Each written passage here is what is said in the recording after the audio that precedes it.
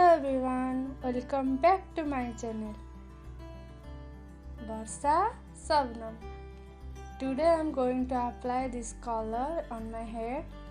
This color is from L'Oreal casting hair color. You can see the shades. First we will mix the developer with a gloss cream. Then we will mix it.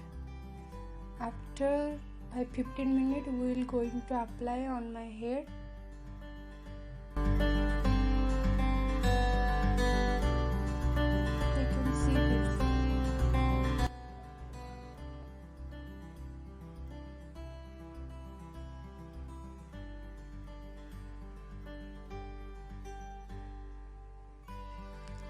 Oh, look at the color. What a nice color. Yes, we are going to apply this on my hair. Apply like this way, and then after 30 minutes I will going to wash it. After wash, then you can see the magic. It works, really works. You can see the color. Thank you for watching my video. If you like it, then don't forget to subscribe my channel and share more.